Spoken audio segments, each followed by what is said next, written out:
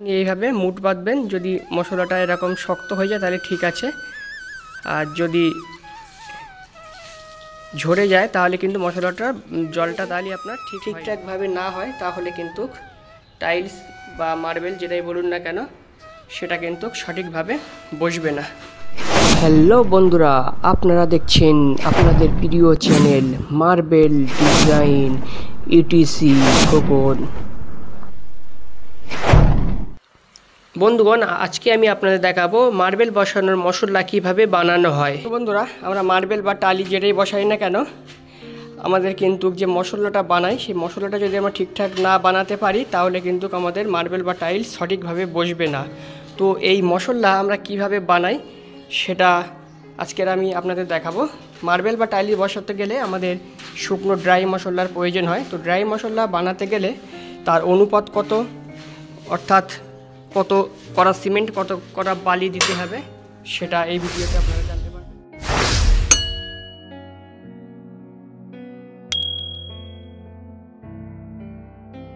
তো আপনাদের বলে রাখি, আমরা 5-1 ভাগে মশলা তৈরি করি, শুকনো মশলা টাইলস বা মার্বেল বসানোর জন্য। তো এখানে 10 কড়া বালি দেওয়া হয়েছে এবং 2 কড়া সিমেন্ট দেওয়া হবে। তো তার আগে বালিটাকে চেলে নিতে হবে। আপনারা যদি মনে করেন 10 কড়া বালি দিয়ে তারপরে 2 কড়া সিমেন্ট দেবেন তারপরে চেলে নেবেন সেটাও হবে, অথবা বালিটাকে চেলে ফ্রেশ করে নিয়ে তারপরে কিন্তু আপনি 2 কড়া সিমেন্ট আর 10 কড়া বালি অর্থাৎ 5 কড়া বালি 5 কড়া সিমেন্ট এই অনুপাতে কিন্তু এই শুকনো মশলাটা আপনি বানাতে পারেন। ঠিকঠাকভাবে না হয় তাহলে কিন্তু টাইলস বা মার্বেল যেটাই বলুন না কেন সেটা কিন্তু সঠিকভাবে বসবে না। তো বন্ধুরা দেখুন আমরা এই শুকনো ড্রাই মশলাটা কিভাবে আমরা বানাই। মার্বেলের কাজের ক্ষেত্রে সবসময় সাদা সিমেন্টটাই ব্যবহার করা ভালো। সাদা সিমেন্টের জয়েন্টের কালো হয় না। তো ETC বা লাফার্স এই জাতীয় সিমেন্ট ব্যবহার করা ভালো। ETC অথবা নোভোকো কোম্পানির সিমেন্ট এগুলো খুব স্লো জমে। তো এখানে ETC বা লাফার্স দেওয়া হচ্ছে না, এটা আল্ট্রাটেক সিমেন্ট দেওয়া হচ্ছে। আল্ট্রাটেক যেটা সাদা সিমেন্ট আছে সেই সিমেন্টটা। তো আপনারা অবশ্যই ETC বা লাফার্স সিমেন্টটাই ব্যবহার করার চেষ্টা করবেন। তো আমরা বলে থাকি বাড়িওয়ালাকে দিতে, অনেক বাড়িওয়ালা দিতে চায় না, যার কারণে অন্য সিমেন্ট ব্যবহার করতে হয়। তো সেই ক্ষেত্রে এখানে আল্ট্রাটেক সিমেন্ট দেওয়া হচ্ছে। আল্ট্রাটেক কিন্তু সাদা সিমেন্টটা।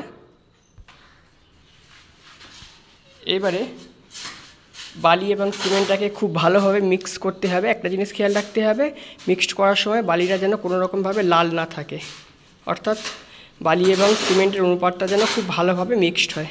তা না হলে কিন্তু মার্বেল যতই ভালো করে আপনি বসান না কেন মার্বেল বেশি দিন লাস্টিং করবে না। আর এই বালিটা মিনিমাম দুবার মিক্সড করতে হবে। একবার মিক্সড করলে কিন্তু ভালো মিক্সড হবে না।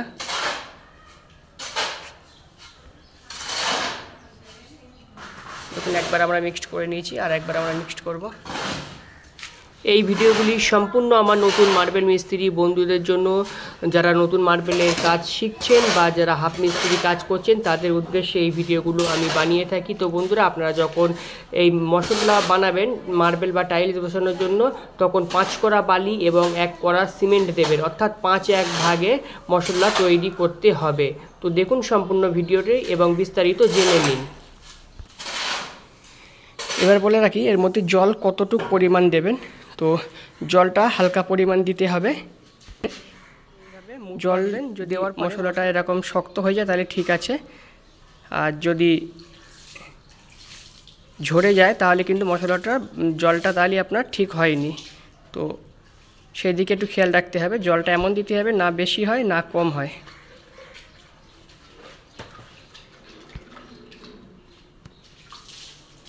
কারণ জল বেশি হয়ে গেলে আপনার কাজ করতে অসুবিধা হবে, আর শুকনো হয়ে গেলে কিন্তু আপনার টাইলস বা মার্বেলটা সেটাও কিন্তু সঠিকভাবে বসবে না।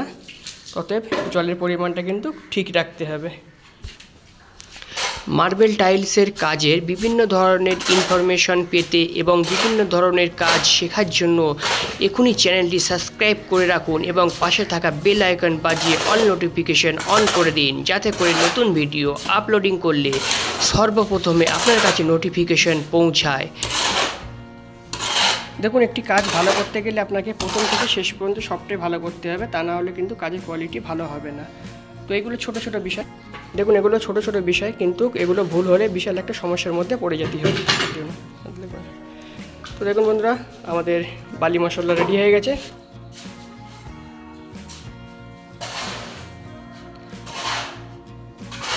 এইবারে এই মশলাটা ফ্লোরে যখন দেওয়া হবে, সমস্ত ফ্লোরে কিন্তু সিমেন্ট এবং টাইলোফিক্সের ঘোলা বানিয়ে তারপরে কিন্তু দেওয়া হবে।